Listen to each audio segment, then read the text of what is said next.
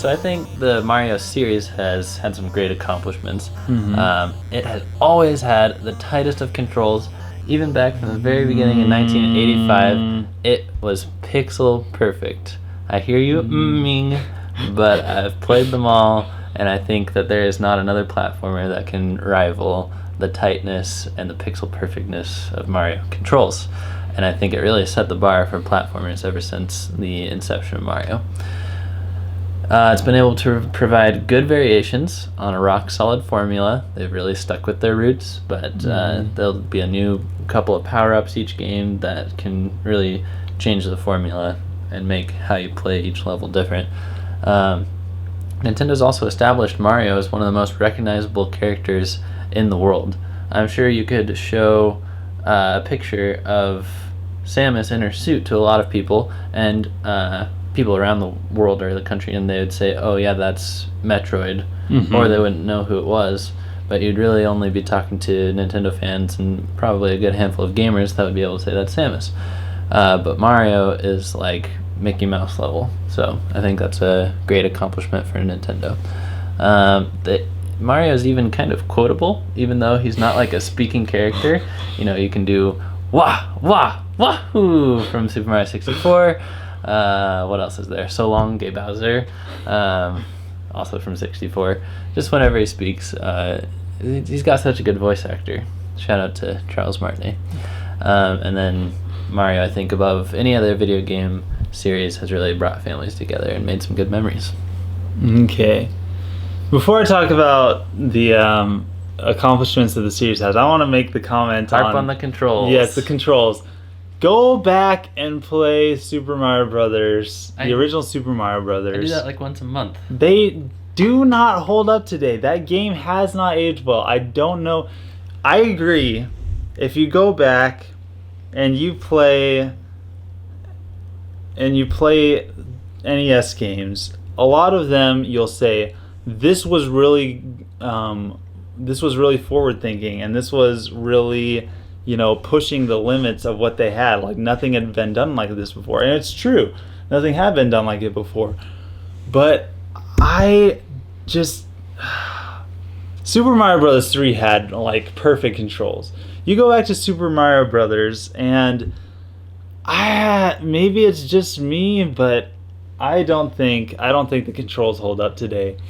So when Nintendo ships Super Mario Maker at the end of this year, you're saying 1/4 of the themes in that game are going to have outdated bad controls. Yes, they're going to have outdated controls. Comment below. Not bad controls, just not good controls. Comment below. Comment below. First of all, there's never been a bad game. There's not even been one bad game. Not a single one of them has been bad. And I think that is an accomplishment in itself. And whereas, Scott, you had to specify the Super Mario series, and I looked down and I'm like, you know what, I can't really pick out a game. And even though Super Mario Brothers, I didn't care for the controls too much, I don't think that they hold up.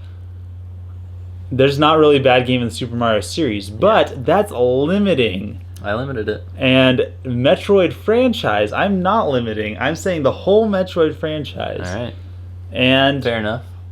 I don't know. I just think that hasn't been a single bad game in the franchise. You telling me Mario and Sonic at the Olympic Games isn't good? Mario Party 10 I've never played Mario and polished to perfection? Well, yeah, I was thinking of like the Mario Numbers game for the Super Nintendo and Gotcha. Mario Clash. Yeah. Anyway, the power-ups and the items are done so well. I think that the power-ups are done better in Metroid than the power-ups and the items in the Legend of Zelda series.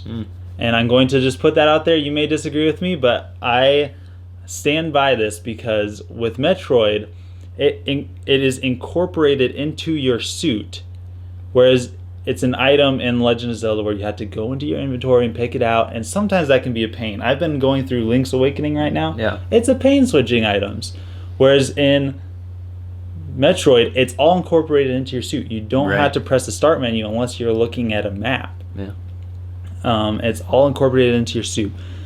As far as character, Samus is completely unique. Samus is, especially in Nintendo, it's the best female character that Nintendo has put out. Best female lead that pretty much in gaming.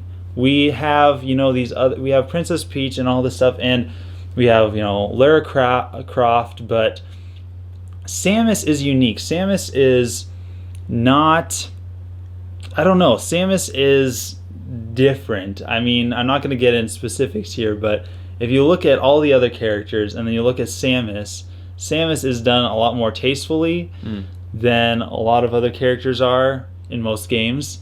But she's just completely unique as far as a female lead. She has like this sense of maturity that's kind of bred from isolation, I think. Yeah, and it's not like, it's a woman, she has woman parts, or anything like that. It's, she's her own, she's not ditzy, she's serious and all that sort of thing. And it also doesn't need a lot of dialogue to fuel the fantastic story. I can't say enough how fantastic the story is. A lot of the story is just done by going through the game, and I think that that's unique. Whereas The Legend of Zelda, there's a lot of exposition, and there's some exposition in Metroid, but it's just not the same. It doesn't need that to push forward a great story. All right, cool. Well, let's wrap this up by bringing it to a personal level. It's one of our favorite memories with the series. So I think with Mario, I'd say that Nintendo's just done a great job of combining nostalgia with new concepts.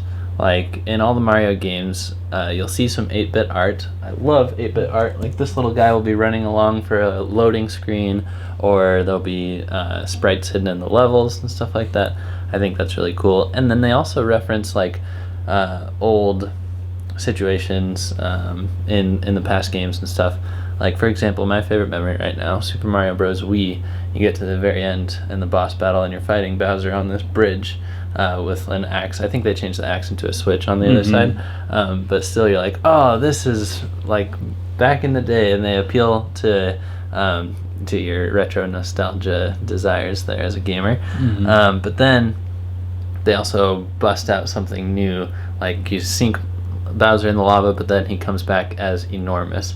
And I remember that last boss battle is you're in this like maze of blocks, and you're trying to get to the right, and Bowser's chasing you, and he's enormous and shooting fire at you and stuff. So I like that. I like how the last boss battle had a throwback and then some brand new stuff, and I think that they are great at doing that throughout the whole entries in the series. All right. Yeah. For me, it's this, like I said, the story is fueled by the gameplay, and of course we have that moment at the end of the first Metroid where Samus is revealed, and that's like the ultimate plot twist of all plot twists in video games, is Samus being revealed as not a man. Like, she was the first like female lead, and the instruction booklet even jukes you out, don't they? It says her first Samus is he. I didn't know that. Maybe it does. So that way, once you get to the end of the game, you're surprised. You're like, what? Yeah. So, the boss battles to me are the key moments in the game, and they should be. I think that should be a key point in any game. So we have like the Ridley fights. Any of the Ridley fights, they're going to be special. The mother brain fights, especially like Super Metroid, where the baby Metroid comes in and starts. And then we have, the Metroid Prime at the end of the Metroid Prime game, but especially Meta Ridley right before Metroid Prime, the original Metroid Prime game. This thing has killed your parents. It's been flying around the whole game, and then it comes in, it's new, and you have to fight it. You knock it out of the sky till you're fighting it one-on-one. You just get this, sense of you're overcoming this thing that is, you're just your greatest fear. And I just think that moment ties the whole series together. And so, yes. Sweet. Good debate, bro. Good debate. Who won? Comment below. Let us know. and we're very thankful for your watching and liking this video. Absolutely. Don't forget to comment and to subscribe as well. Thanks for being part of the crew. We'll see you next time. Signing out.